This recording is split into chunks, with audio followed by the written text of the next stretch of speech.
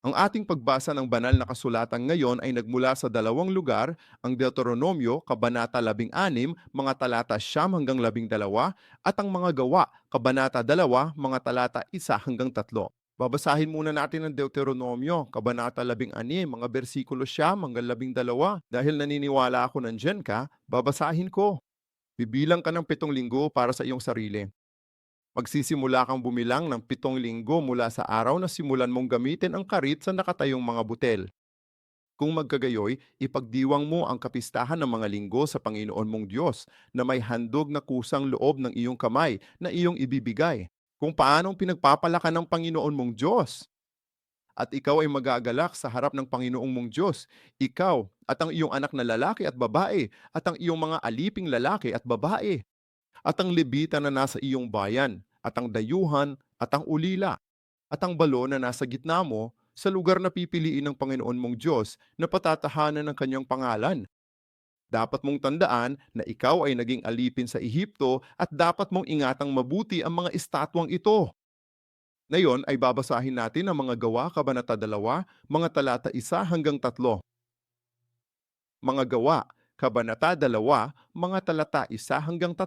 Nang dumating ang araw ng Pentekostes, silang lahat ay nagkakapipon sa isang lugar.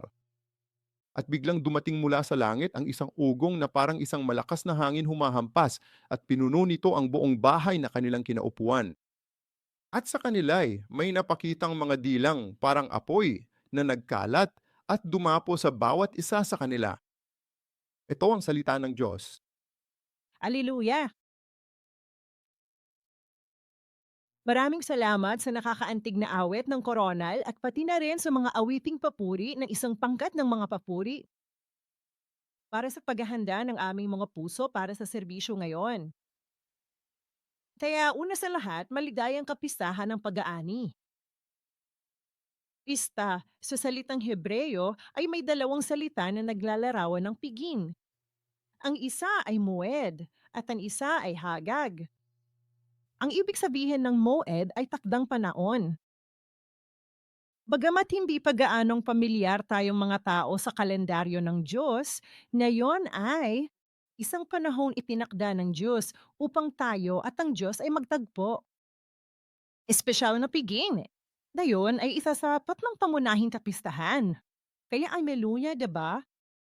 Ang salitang hagad ay nangangahulugang pista. Alam mo na, parang malaking salo-salo. Kaya, gaya ng mabababasa natin sa ating pangunahing teksto sa Exodo, Kabanata 23, na yon ay isa sa mga araw na iyon. Mayroon tayong isang malaking piging, isang malaking kagalakan. At ako'y nagdarasay.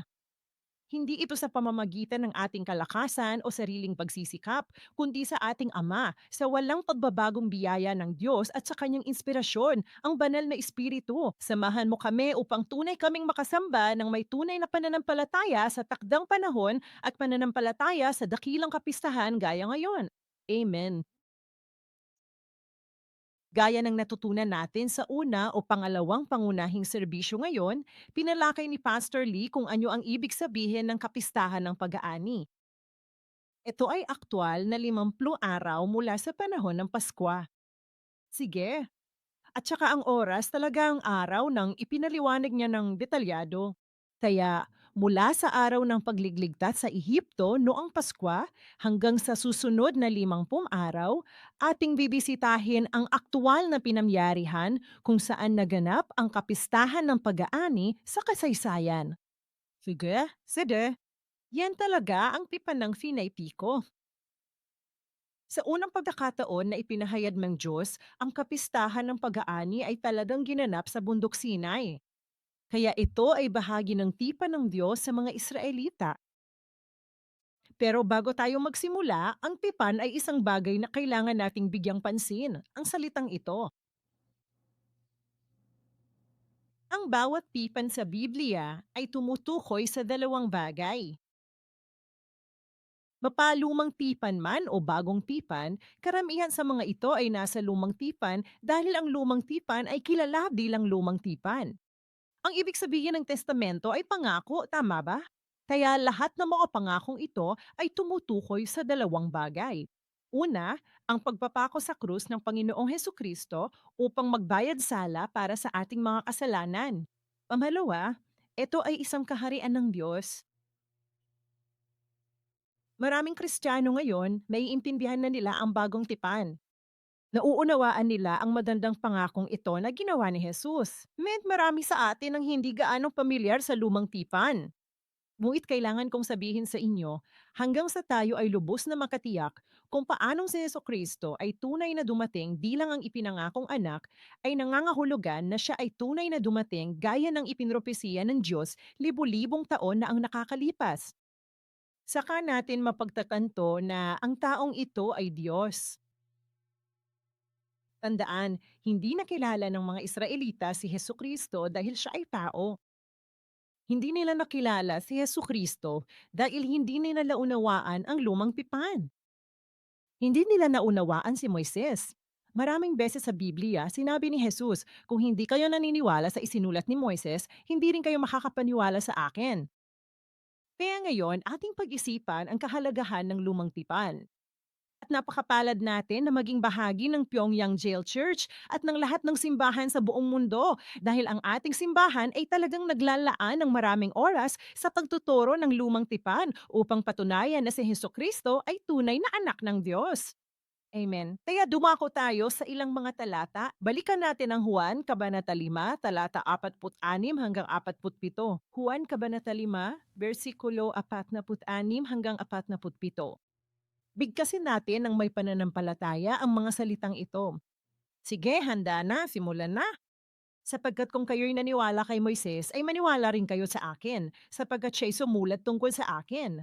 Ngunit kung hindi kayo naniniwala sa kanyang mga isinulat, paano ninyo paniniwalaan ang aking mga salita? Tama. Gaano kalaki ang paniniwala natin sa lumang tipan? Sa lumang tipan, hindi tayo tunay na makakapaniwala kay Heso Kristo. Si Heso Kristo ang nagsabi nito, di ba? Ano-ano ang mga aklat na isinulat ni Moises? Ang tawag sa mga ito ay Pentateuch, tama ba? Ang limang aklat ni Moises. Una, ang Genesis. Pangalawa, ang Exodo. Pangatlo, Leviticus. Ang apat, mga Numero. Ang lima, Deuteronomio. Ang limang aklat meko. Kaya nangangahulugan ito na ang lahat ng bahaging ito ng limang aklat na isinulat ni Moises ay tumutukoy kanino? Si Heso Kristo mismo. At pupunta talaga tayo sa eksena kung saan natanggap ni Moises ang salitang ito mula sa Diyos, ha? Sa walong pag-akyat niya sa bundok Sinai, okay? Ama. Kaya dumako muna tayo sa isa pang salik bago tayo pumasok.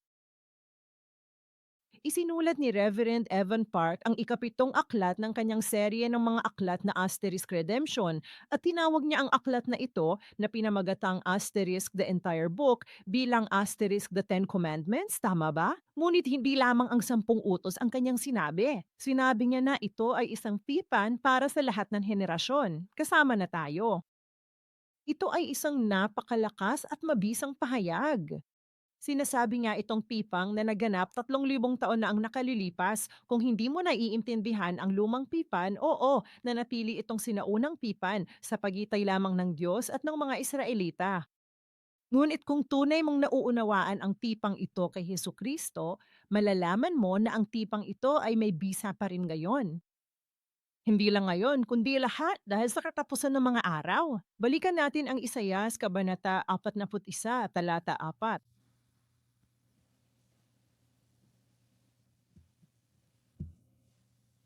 Sige, basahin natin. Sa totoo lang, naghanda ako ng slide para mabilis nating mabasa dahil ito ay malaki talaga, siksik talaga, okay? Kaya sa Isaías 41, versikulo 4, sinasabi ng Diyos, sino ang gumawa at nagsagawa nito na tumatawag ng mga salit-saling lahi mula sa simula? Ako ang Panginoon, ang una at kasama ng huli, ako nga siya. Sinasabi ng Diyos na tinawag niya ang lahat ng henerasyon mula kailan? Mula sa simula. Sa pagsasalin sa Koreano, ito ay isang henerasyon para sa libu-libong henerasyon. Tumawag ang Diyos. Lahat ng henerasyon mula noong unang panahon hanggang sa puntong ito, tama ba? Kaya dahil pinawag ng Diyos ang bawat isa sa atin, bawat isa sa henerasyon, ang iisang Diyos na iyon, siyempre, ay ang nag-iisang gobernador ng lahat ng kasaysayan ng mga henerasyong iyon. Amen, di ba? Lahat ng nangyayari sa buhay ng mga henerasyong ito ay kinokontrol nino. Sa Diyos mismo, dahil siyang tumawag, di ba? Sa makatuwid, nang pinagtibay ng Diyos ang tipan sa bundok Sinai, sinasabi niya ito, ang pipang ito ay hindi lamang para sa iyong mga ninuno. Ang tipang ito ay hindi lamang para sa iyo ngayon, na buhay at nakikinig sa tipang ito. Ang tipang ito ay para kahit sa mga hindi pa ipinanganak na wala pa sa piling natin gayon. Sige, tingnan muna natin to. Nasa Deuteronomio, Kabanata 29 yan, bersikulo 14 hanggang 15. Suriin nating mabuti ang talatang ito. Anong sinasabi ng Diyos? Alam mo, ang tipang sinaitiko dahil dito ay napakahalaga sa buhay ng mga Kristiyano. Nawa, taglay nito ang walang handang bisa.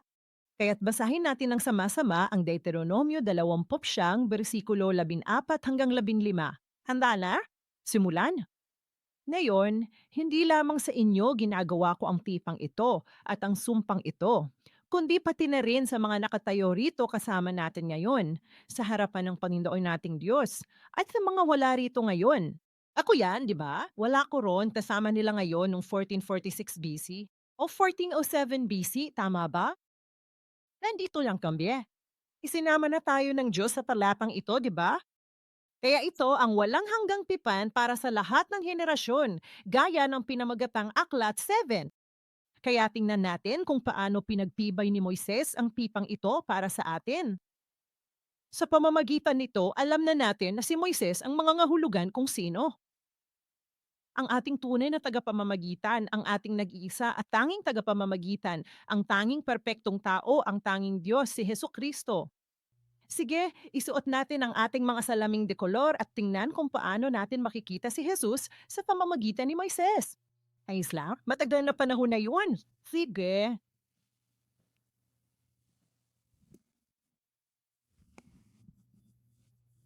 Kaya, ang Exodo,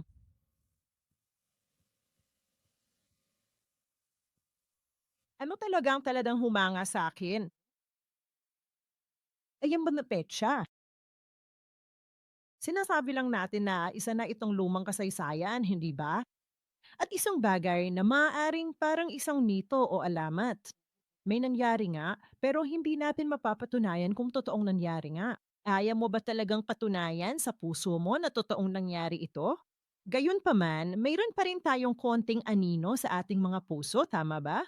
Pero kita mo, ang ginagawa ni Satanas ay sinusubukan niyang palabuin ang aktual na mga petsa ng kasaysayan ng mga pangyayaring ito na naganap sa Biblia upang tayo'y matisod sa tunay na paniniwala sa salita.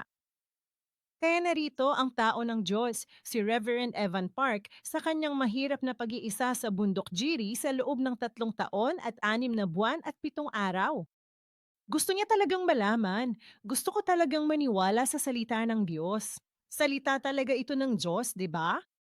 Kaya naman, nagbigay ang Diyos ng kaliwanagan sa pamamagitan ng banal na espiritu, mga aktwal na petsa ng bawat pangyayaring naganap sa Biblia. At iyan ang aming natatanggap na yon. Kaya't ating subaybayan ang Biblia. May mga date, hindi lang natin nakita dati, okay? Kaya una, ang pag-alis ay isang makasaysayang pangyayari. Isang grupo ng mga alipin na nasa ilalim ng pagkaalipin sa loob ng 400 taon ang biglang napalaya sa loob lamang ng mga 20 araw. Isa na ngang himala iyon sa sarili nito, di ba? Ang petsang iyon ay hindi basta-basta dumating, kundi ito ay itinuro ng Diyos ayon sa Exodo 12, talata 40 hanggang 41. Sa katapusan ng pangako, 430 taon. Lumabas na ang Israelita. Bawat sandali, bawat segundo ay napitsahan. At anong araw ipo? Ang unang buwan, ang ika-15 araw. At Huwebes pa talaga ito. Ito ay matatagpuan sa mga bilang 33, talata 1. Kaya mula sa Exodo, ilang araw ang inaabot. At sa wakas ay nakarating sila sa ilang ng Sinai.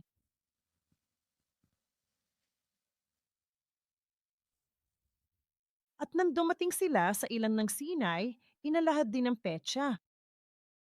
Ito ang ikatlong buwan sa mismong araw na iyon ayon sa Biblia. Sa totoo lang, sa Hebreyong pananalita, ang ibig sabihin nito ay ang pinakaunang araw ng buwan, ang bagong buwan. Kaya ikatlong buwan na. Una, alam mo, hindi ko sinasabing Enero o Marso dahil kalendaryong Hudyo ito. Ngayon, nagkataon na linggo ito. At ito ay matatagpuan sa Exodo 19, talata 1. Kaya mula rito, Moises, kinabukasan mula sa ikatlong buwan, ikalawang araw, umakyat siya sa bundok Sinai ng 8 beses. Kahit ang mga Hudyo, sa totoo lang, ang pinutukoy ko ay ang ilan sa mga sulatin na naganap, tulad ng mga 1800s ng mga rabay. At pati na rin ang mga Hudyong Mesiyaniko na talagang sumubaybay sa sarili nilang kasaysayan. Hindi nila mabilang ng eksakto kung ilang beses umakyat si Moises sa bundok Sinai dahil tila pabago-bago ang mga pangyayari kahit saan. Sa Exodo, sa Deuteronomyo, ito ba ay bago o pagkatapos? Mukhang naguguluhan silang lahat, di ba? Ngunit ito ay ganap na naituwid ng may akda ng kanyang seryang Redemption. Kaya tingnan natin ito Ngayon, una, pag-akyat. Pangalawa, pangatlo, ika-apat, ika-lima, ito-pito. Kaya ganito ang tako. Kaya dumating sila noong ikatlong buwan, unang araw. Ngayon, sa susunod na araw, ikatlong buwan at ikalawang araw, alin ang magiging anong araw? Lunes? Lunes nung nagsimula ito. Sige. At ang susunod na pag-akyat niya ay ikatlong buwan, ikatlong araw ay Martes. At pagkatapos ay lalaktawan niya balang araw. At lalaktawan ko lang ang isang araw at nakasulat na ako ng apat. At ang panglima, sige, tinaktawan ng Miyerkules, di ba? Sige, isulat natin.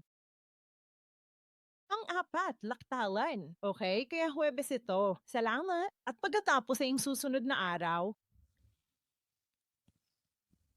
madali lang ito, di ba? Kung naaalala mo, ganito, di ba? Sige, oo. Simulan mo lang to. Nasa Biblia yan, di ba? At pagkatapos, ang ikalimang beses na umakyat siya ay gusto namin ang numero 7, Sabado ngayon, okay? At saka ngayon, 6, 7, 8, meron siyang 30 araw na biyahe papuntang Bundok Sinai, okay? Merong 40 araw. Kaya ito ay mula sa ikawalong buwan na siyang linggo hanggang sa ikaapat na buwan, ikalabing-pitong araw na siyang Huwebes. 30 araw, okay? At saka ito ay apat na 'to at pagkatapos ay bumaba siya mula sa bundok Simei. Babalik siya sa taas kinabukasan. Ilang taon na siya? API yan. Alam mo ba kung gaano kataas ang bundok Sinai? 2,291 metro? Ayos lang. Noong pumunta kami sa Kenya, pumunta kami sa talampas na ito na tinatawag na Kinangop. Kasing taas pala ito ng bundok Baekdu na siyang bundok namin sa Hilagang Korea. Ito ay may taas na humigit kumulang 2,700 metro. At nang parang mag-squat lang ako, tatayo at aabutin ng isang bagay, hingal na ako. Medyo mahirap, Mon. At heto, ang isang tao ng Diyos ay pataas at pababa at pataas at pababa. Baliw.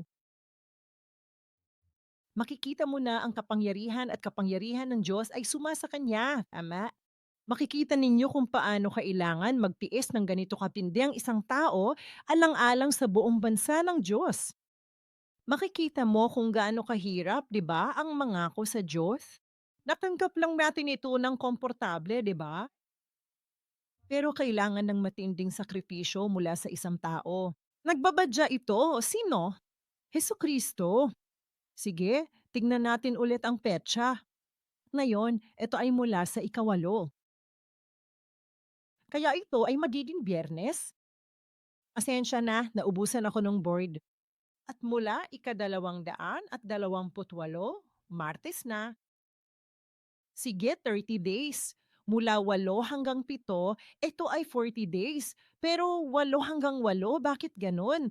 Tanong ko, naku, mali yata ito. Tandaan na may 29th na araw sa ilang buwan at 30 sa iba, gaya ng Enero at Marso. Lahat ng odd numbers ay may 30th araw. Ang buwan na may pantay na bilang ay may 29 na araw. Doon mo makikita ang pagkakaiba. Huwag mo muna akong patulugin, Zala. Hindi pa nga tayo nagsisimula, di ba? At sa ikawalong araw, sa totoo lang, nilaktawan natin ang isang araw dito. May nangyari. Ayos nga ma, kaya Miyerkules.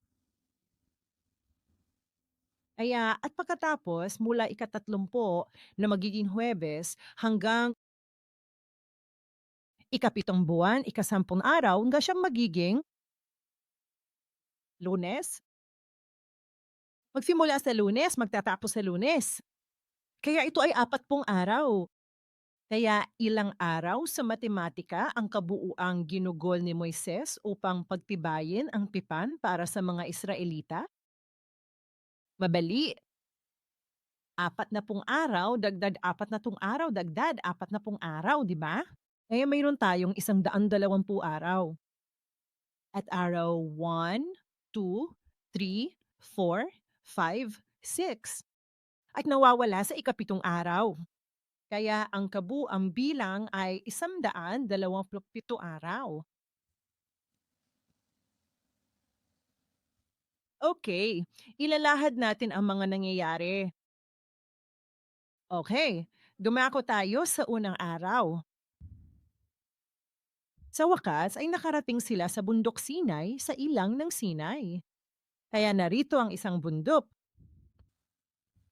Sa paanan ng bundok dito, ito ay muli na namang 2,291 metro. Sige, umakyat si Moises ng unang araw, ng ikatlong buwan, at ng ikalawang araw. Dito, iminungkahi ng Diyos. Hoy, gumawa tayo ng kasunduan. Ano ba tayo, 'di ba? Ang ating Diyos, ang Diyos na makapangyarihan sa lahat, sabi niya, tayo'y makipagtipan. At sinong makikipagtipan sa Diyos? Ang mga Israelita. Alam mo ba na may paulit-ulit na pahayag na sinasabi ng Diyos? Tandaan mo, mga aliping ta sa Egypto, hindi ba? Sinusubukan ng Diyos na bigyang diin kung sino tayo bago ang araw na ito ng pakikipagtipan sa Diyos, tama ba? Sino tayo, Nor? Mga alitin sa Ehipto, tama ba? Kaya nang magmungkahi ang Diyos na makipagtipan, Amiya, huwag ninyong isipin na dahil iyon sa inyong katuwiran. Na nakikipagtipan ako sa'yo. Ang Israel talaga ang pinakamaliit na bilang sa buong mundo. Wala kang tatuwiran sa harap mo. Isa ka lang alipin, di ba? Ngunit nakikipagtipan ako sa'yo dahil kanino ko ito ipinangako. Sina Abraham, Isaac at Jacob, ayos lang ba? Kaya iyon ang sinasabi niya. Kaya narito, sabi ng Diyos, gagawin kipang, ang pipan ay ito, gagawin kipang aking pag-aari.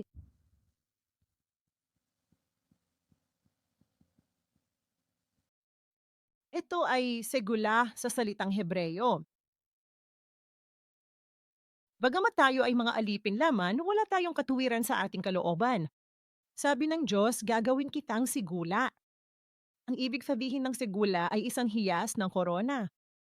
Hindi lang basta kayamanan, kundi ang hiyas ng korona ay nangangahulugang ang pinakamahusay sa mga pinakamahusay, tama ba?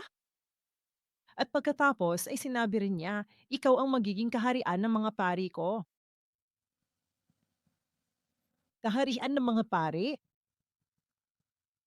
Ang salitang kaharian ay nagmula talaga sa salitang melekah.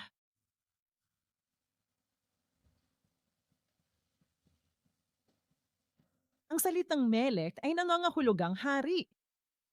Kaya ang ibig sabihin nito ay ang mga Israelita ay magiging mga pari.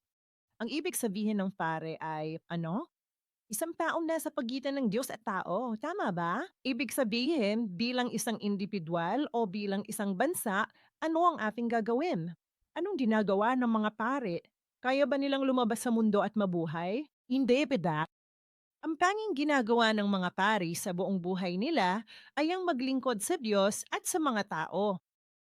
Ibig sabihin, ang buong bansa ay Israel. Ang kanilang trabaho ay tulungan ang lahat ng mga bansa na lumapit sa Diyos. Iyan ang kanilang papel bilang isang bansa. Ngunit anong ginawa ng mga Israelita? Dahil ako ang pinili ng Diyos, ang mga Samaritano ay dapat sunubin sa apoy dahil sa lahat ng mga kasalanan, tama ba? Hindi nila naunawaan kung ano ang kahulugan ng kaharian ng isang pari. Kaya sa 1 Pedro 2, versikulo 9, ano ang sinasabi ng Diyos? Ngayon, kay Kristo Jesus, tayong lahat ay mga pari. Pero anong klasing pare? Huwag mong kalimutan, tayo ay kaharian. Ang ibig sabihin ng kaharian ay petehari. Ang mga tunay na naglilingkod bilang mga pari ng Diyos ay magiging hari. Magkakaroon sila ng kapangyarihan at soberanya upang pamunuan ang buong mundo. Yan ay isang pangakong ginawa ng Diyos sa Israel, tama ba? Ang kamangmangha-mangha ay ang nagtapad ng Korea, matagal na panahon na ang nakalipas. Sa salitang Koreano, ang pangalan niya ay Dangun Wangyom, okay? Ifulat ko na lang, Dan.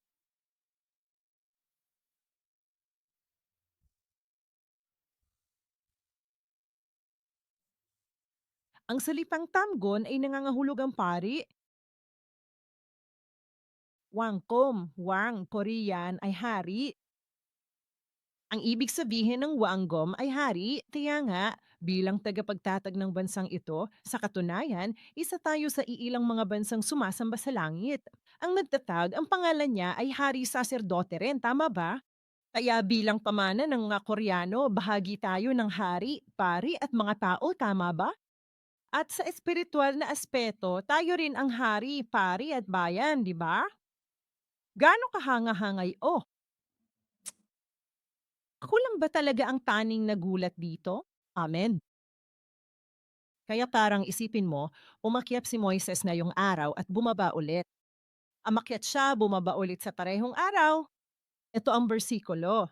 Hindi talaga ito.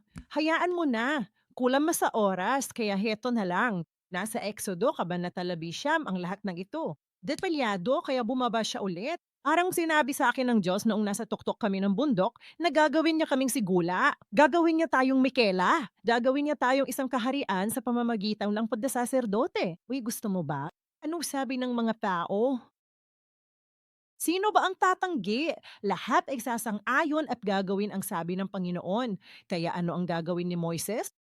Kinabukasan, tandaan, ano si Moises? Isa siyang tagapamamagitan. Walang telepono sa oras na 'to, okay? Di ka tala. Anong ginagawa niya? Natanggap niya ang sagot na ito mula sa mga tao at bumalik siya pabalik sa bundok Sinai kinabukasan. Diyos, Diyos, Diyos, itong sabi ng mga tao. Sabi nila, oo, oo. Nangyari talaga yon. Alam mo, hindi ko alam noon ang kahalagahan ng tagapamagitan sa buhay natin.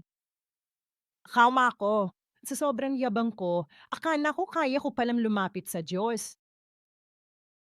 Pero hindi ganun ang kaso. Maari tayong makipag-usap sa Diyos at tawagin siyang ating Ama. Dahil kanino? Meron tayong tagapamamagitan na ito, si Heso Kristo. Okay? Iisa lang ang tagapamagitan. 1 Timoteo 2, versikulo 5.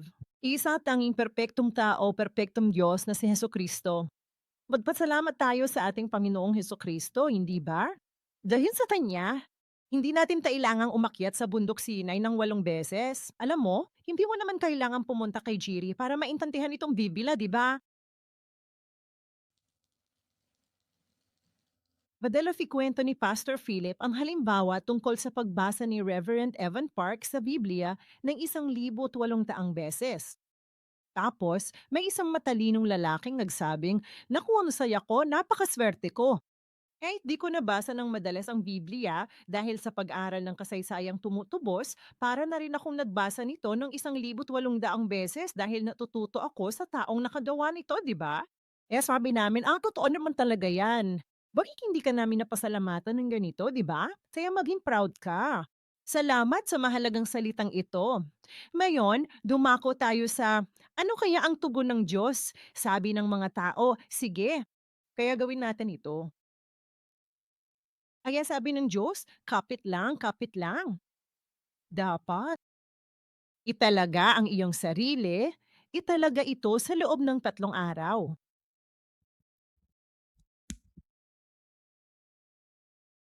Makikipagtipan ako sa iyo.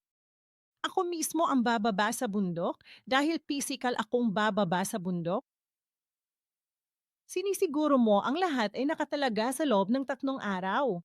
Sa ikatlong araw, makakasama mo ako sa bundok Sinai. Yan ang sabi ng Diyos, ha? Kaya kasama na yan, Exodo, Kabanata 11 pa rin naman talaga. Exodo, Kabanata 11, versikulo 13. Okay? Oo, 8 hanggang 13. At dito, isang bagay na gusto kong mapansin mo ay nasa Kabanata 11, kaya bumaba ang Diyos, tama, at nagpakita kay Moises, tama ba? Ngunit pagkatapos ay lumitaw siya sa makapal na uya.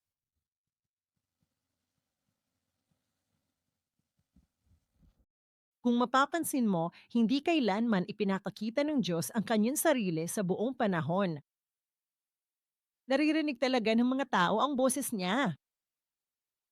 Bakit sa palagay mo ay hindi magpapakita ang Diyos kay Moises o sa iba pang mga tao?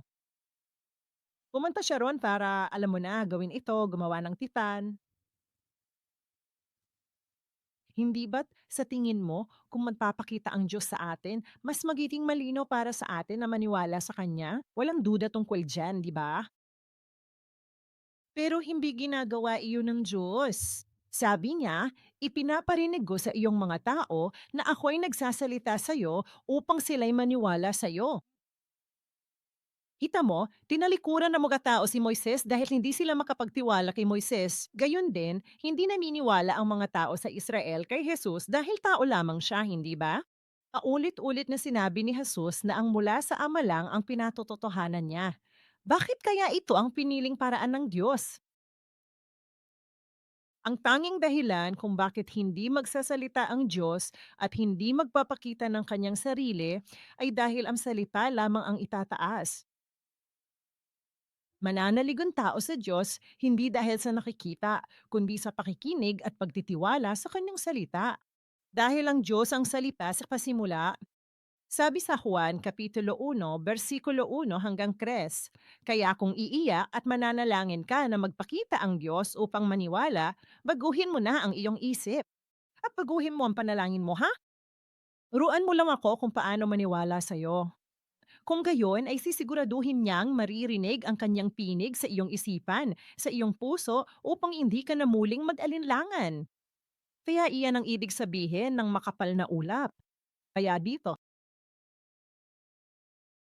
umakyat si Moises sa taas na 2,271 metro. Sabi ng mga tao, okay, sabi ng Diyos, sige bumaba ka, sabihan silang maglinis, maglaba ka. Ayos lang? Kaya't si Moises ay bumalik ng araw din iyon. Sinasabi niya sa mga tao, sige, ito ang sinabi ng Diyos. Pakilaba naman, siguraduhin mong maliligo ka. Ang sabi niya, huwag kang lalapit sa babae, bla bla bla bla, sa loob ng 3 araw. Kaya sabi ng mga tao, oo, Ginoo. Kaya nga may isa pa tayong araw na pahinga, di ba? At pagkatapos, sa ikatlong araw, sa wakas, pababa na ang Diyos. At kaya umakyat si Moises. Kaya ang nangyari ay, sige, hayaan mong gumuhit ako ng ganito, Huwebes. Kaya narito ang bundok Sinai at dumating ang Diyos. Sige, para maalala mo. At pagkatapos, sabi ni Moises, sige, ito na ang araw sa ikatlong araw. Aakyat pa, yodiga. At saka eto, sabi ng Diyos, sabi mo ba sa mga tao na hindi sila maaaring pumunta sa bundok? At parang pinyo, oo, bababa na ako, ha?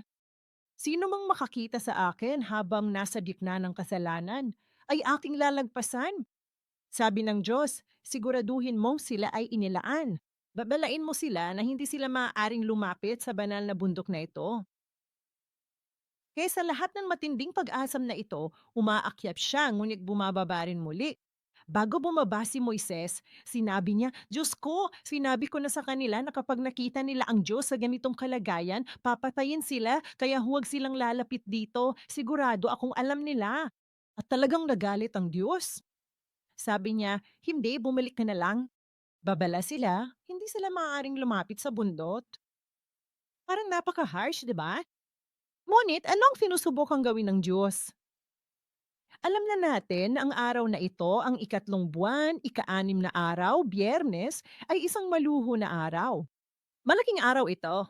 Ang Diyos ay gumagawa ng kanyang tipan sa mga Israelita, tama ba? Kaya hanggat hindi dumarating ang araw na ito, ayaw niyang may mamatay. Sinisikap ng Diyos na pangalagaan ang bawat kaluluwa hanggat maari. Baka maging ignorante ka. Dahil akala mo may tiwala ka sa sarili mo. Malinis ako. Naglaba ako para makalapit ako sa Diyos. Ayaw ng Diyos na may mawala kahit isang kaluluwa. Kaya mahigpit siyang nagbabala, ha? At ito ay matapagpuan sa Kabanata 11, talata 6.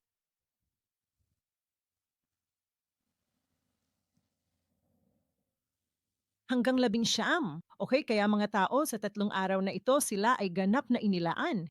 Alam niyo nang hindi sila maaaring lumapit sa bundok ng Diyos, tama ba? At pagkatapos, sa wakas, sa araw na ito, ang Diyos ay bababa sa bundok Sinai. May kulog, kidlat, alam mo na, sadyang may apoy sa bundok. Takot na takot ang mga tao habang nakikitingin pa lang sa bundok, di ba? At nagsalita ang Diyos. Ito ang Exodo, kabanatang 20. Nagbibigay siya. Panghuli, ang 10 utos. Sige, at mula kabanata 20, 21 at 22, sa palagay ko hanggang sa 23.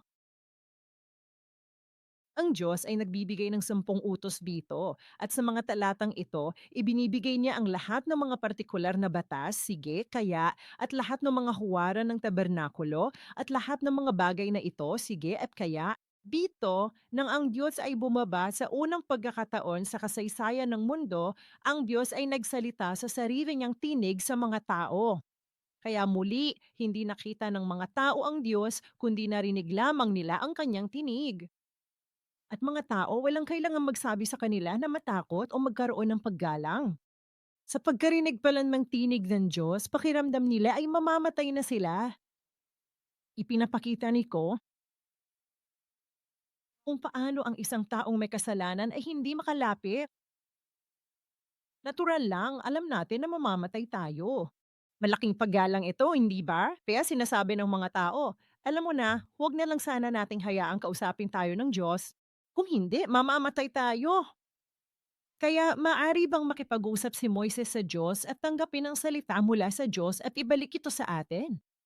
Kaya rito, si Moises ay naging isang tunay na tagapamagitan para sa lahat ng tao. Ngayon, balik tayo sa pakikipag-date, di ba? Ito ang ikatlong buwan, ika-6 na araw. Tama? Ito'y eksakto ika-50 araw mula noong araw ng kanilang pagkaligtas mula sa Ehipto, tama ba? Etong unang buwan, 15 aral nung lumabas sila, di ba? Kaya ito ang ika-6 na araw. Kaya perpekto itong ika-50 araw. At anong mangyayari sa ika-50 araw? Gaya ng natutunan natin sa ating pangunahing serbisyo ngayon, ito ay aktwal na pinakostes. Panginoong Hesus Kristo, ano man ang kanyang ginawa, hindi siya kailanman gumawa niyang anuman sa kanyang sariling pagkukusa. Ginawa niya ang lahat ayon sa pangako ng Diyos. Gaya ng ipinopesyo ng Diyos sa Exodo, Kabanata 12, ng patayin ng kordero, sumisimbolo iyon sa Paskwa ni Heso Kristo. Tama ba? At eksaktong 50 araw pagkatapos nun, pagkatapos ng muling pagkabuhay ni Heso Kristo, dumating ang tunay na Pentecostes. Talagang bumaba ang Espiritu Santo sa mga disipulo. Makikita mo ba, kaya ang mga petsa at oras na kikilos ang Diyos, eksakto kung paano niya pinaplano, eksakto kung ano ang ipinangako ng Diyos. Itong pinatututunayan ng mga petsa. Kaya tingnan natin ang ilang mga talata upang suriin ito. Dumako tayo sa Exodo, Kabanata 11, talata 5 hanggang 6. Tingnan natin kung anong uri ng mga pangako ang ginawa ng Diyos sa mga Israelita. Sige, 19, versikulo 5 hanggang 6. Handa na, simulan na. Na yun nga, kung tunay na susundin ninyo ang aking tinid at iingatan ng aking tipan, kayo nga ay magiging aking sariling pag-aari sa gitna ng lahat ng mga bayan, sapagkat ang buong lupa ay akin, at kayo'y magiging isang kaharian ng mga saserdote sa akin at isang banal na bansa. Ito ang pipa na ginagawa ng Diyos sa atin, hindi ba? Kung susundin mo ang aking tinid. Ngayon, dumako tayo sa susunod na talata. Kaya nang binigkas ng Diyos ang 10 utos, eksaktong ikalimampung araw yon, tama ba? Ang mismong araw na iyon ay noong bumaba ang ipinangakong banal na espiritu sa mga taong nagkakatipon sa silid sa itaas ni Marcos. Balikan natin ang mga gawa kabanatang 2, talata 1 hanggang 4. Nang dumating ang araw ng Pinakustes, silang lahat ay nagkakatipon sa isang lugar. At biglang may dumating mula sa langit na isang ugong na parang malakas na hangin. Kita mo, eksaktong pareho lang ng nangyari sa bundok Sinai, di ba? Ang dumadagundong na tinig ng Diyos, hindi ba? Itong nakakatakot na tunog ng tinig ng Diyos ay binigkas sa araw na ito. Gayun din, ano nangyari? Ang ingay, parang marahas na hanging ruso. At pinuno nito ang buong bahay kung saan sila naroon. Oo, nakaupo sa kabilang pwesto. At basahin natin ito ng sabay-sabay. Handa na, simulan na. At sa kanila ay may napakitang mga dilang parang apoy na nagkalat at dumapo sa bawat isa sa kanila. At silang lahat ay napuspos ng banal na espiritu at nagsimulang magsalita ng iba't ibang wika ayon sa ipinagkakaloob sa kanila ng espiritu na salitain. Tiyan na itong Pentecostes. Araw ito para makatanggap ng ingay na parang hangin, tama, mula sa langit. Ito rin na isang araw ang ingay na ito na parang hangin mula sa langit ay tinatawag na ano, ang Espiritu Santo. Pero tulad ng narinig nila, pagkatapos nilang marinig ito, nagawa nilang magsalita, tama ba? Gayon din na maranasan ng mga Israelita ang Pentecostes, ano ang kanilang tinanggap? Ang 10 utos. Kaya nga ipinaliwanag ni Reverend Evan Pike ang ikapitong aklat. Ang buong Biblia ay umiikot sa 10 utos. Ang buong Biblia ay isinulat ng banal na espiritu, hindi ba? Ang 10 utos ang siyang pinakasentro ng banal na espiritu. Pero bilang mga Kristiyano ngayon, dahil sa sobrang ignorante natin sa kaalaman ng Biblia, kapag sinabi natin ang 10 utos, para tayong isang maluwag na sumasakal sa ating leeg. Tama? Dahil kung gagawin mo yan, mamamatay ka. Kapag nilabag mo ito, mamamatay ka. Ang 10 utos lang ang kinatatakutan natin. Hindi natin alam ang diwa ng 10 utos. Ngunit iyan mismo ang ipinaliwanag ni Reverend Emma Park sa ikapitong aklat sa pamamagitan ng salita, 10 salita.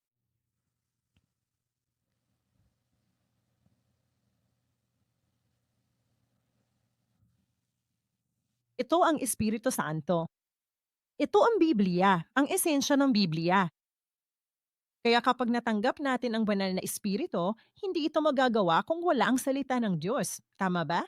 Ang banal na espiritu ay dapat sumama sa salita ng Diyos. Ito ang ibinigay sa kanila ng Diyos. Kaya anong mangyayari sa susunod na araw? Ngayong binigkas ng Diyos ang kanyang salita upang marinig ng mga tao at ngayong namagitan si Moises at inihatid ang salita ng Diyos sa mga tao, ang mga tao ay pareho pa rin. Mga alipin sila, di ba? Pero nagbago ang lahat. Dahil sa 10 utos, dahil sa salita ng Diyos, nagbago ang lahat. At kung ano ang mangyayari sa susunod na araw, magkakaroon sila ng pagpapatibay ng tipan. Kaya, nako, kalimutan mo ang isang bagay. Nang gabing iyon, babalik si Moises, hindi ba? Dahil sa pabalik-balik niyang pag-akyat at baba ng gabing iyon, ibinahagi niya ang lahat sa mga tao at hulaan niyo ang ginawa niya. Sumulat siya ng isang libro. Basahin talaga natin ito.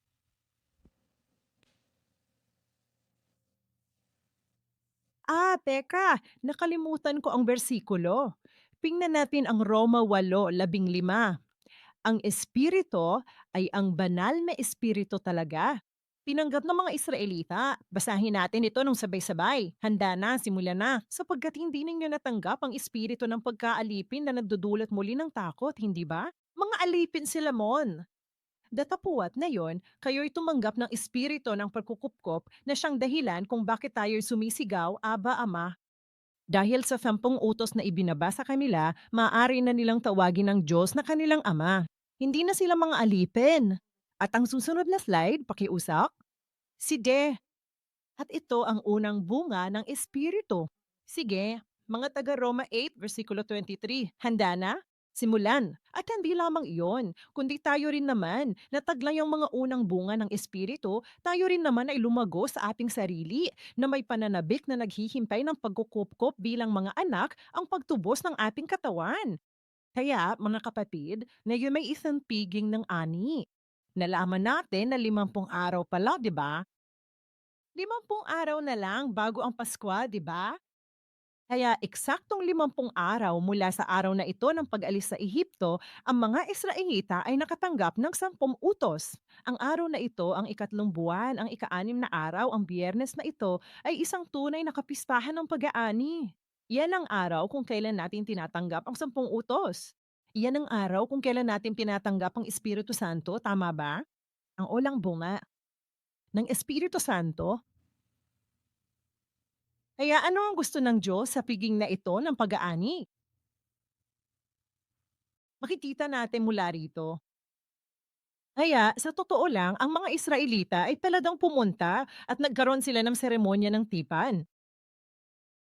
Ngayon, sa seremonya ng tipan na ito, ang mangyayari ay babasahin ni Moises ang aklat na isinulat niya buong gabi at babasahin niya ang salitang ito sa mga tao at sasabihin ng mga tao, naku, ito ang salita ng Diyos.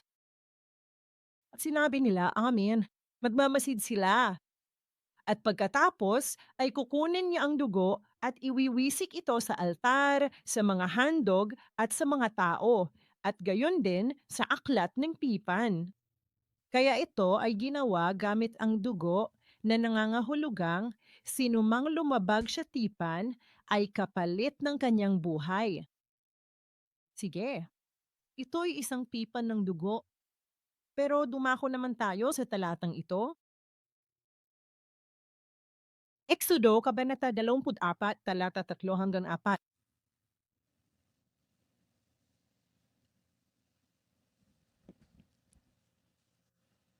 Sige, Exodo kabanata 24 talata 3 hanggang 4. Sige, kita mo, mababasa ito mula sa bersikulo 4. Isinulat ni Moises ang lahat ng mga salita ng Panginoon. Dati, binabasa lang niya ang mga iyon. Kaya napakahalaga nito dahil ipinapakita nito ang banal na otoridad ng mga banal na kasulatan. Ang isinulat ni Moises dito mismo sa araw na ito ay ang ating Pentateuch sa Biblia, tama ba? Ang bawat salita sa Biblia ay isinulat ng eksakto sa ganitong paraan. Inanggap ni Moises ang salita ng direkta mula sa Diyos at isinulat na ito. Gaya ng nakasulat sa 2 Pedro 1 versikulo 20 hanggang 21. Kaya naman, perpekto ang Biblia sa ganang sarili nito. Sinasabi ng Diyos na ang Biblia mismo ay isang propesya. Sige, basahin natin ang mahalagang talatang ito, 2 Pedro 1, talata 20 hanggang 21. Tandaan ninyo, walang propesiya ng kasulatan ang nagmula sa sariling interpretasyon. Bakit? Sapagkat walang propesiya na dumating kailanman sa pamamagitan ng kalooban ng tao, kundi ang mga taong pinatnubayan ng banal na espiritu ay nagsalita mula sa Diyos, gaya ng pinatutuhanan ni Moises, di ba? Kaya nga, sabi ng Diyos, maghanap kayo sa banal na kasulatan. Tignan ninyo kung may kulang. Perpekto kong libro yan. Nasa Isayas, Kabanata 34, talata 16. Isaiyas, Kabanata 34, versikulo 16. Okay, pinatututunayan nito ang banal na katangian ng Biblia.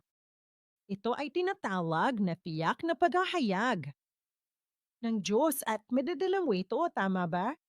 Sige, basahin natin. Handa na, simulan niya. Magsaliksik ka mula sa aklat ng Panginoon at magbasa. Walang isa man sa mga ito ang mawawala, walang sinuman ang magkukulang ng kanyang kasama, sapagkat ang kanyang bibig ang nagutos at ang kanyang espiritu ang nagtipon sa kanila, di ba? Iyang mismo ang pinagmula ng pinakaunang Biblia. Rito mismo, isinulat ni Moises, tama ba? Kaya ito ay isang bagay. Bawat salita rito ay ang sinabi mismo ng Diyos. Kaya at heto, nauubusan na tayo ng oras kaya lalaktawan na lang natin ang bahaging ito. At pagkatapos nito, magkakaroon sila ng hapunan ng tipan kasama ang Diyos. Kaya sa wakas, nakakaakyat na sila sa bundok. Sina Moises, Aaron, Nadab, Abihu at 70 matatanda. Ang mga pinunong ito ay umakyat sa bundok. Tandaan mo, sa araw na ito, sabi ng Diyos, huwag ka sanang pumunta, di ba? Ngayon, bigla na lang, matapos nilang marinig ang balita, nagbago ang lahat. Ngayon ay maaari na silang umakyat sa bundok. Hindi lang iyon, nakikita rin nila ang Diyos. Hindi lang iyon, maaali silang kumain at uminom kasama ng Diyos. At tinawag sila ng Diyos na mga maharlika.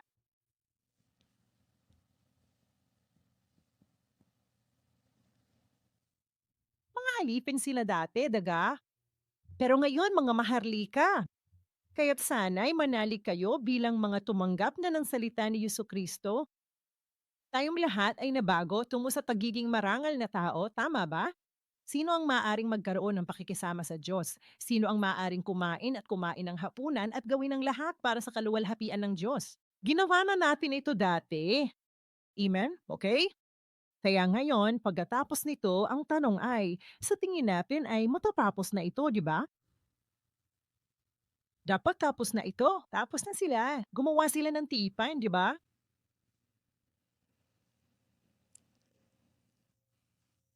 Pero hindi pa tapos. Alam namin may 40 araw, 40 araw, 40 araw na naghihintay dito.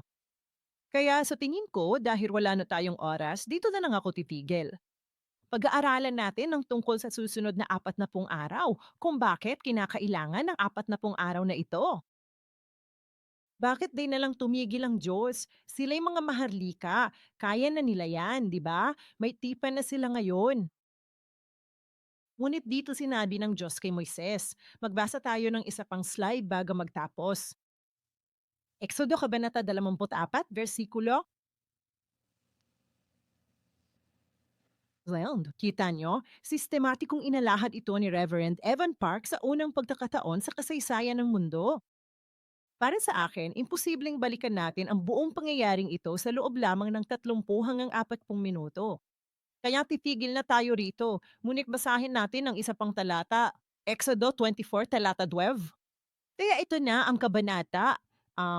Tama, ina natin may 20 at 21 yon. At dito sa ika-24, sabi ng Diyos, magbasa tayo, handala, simulan.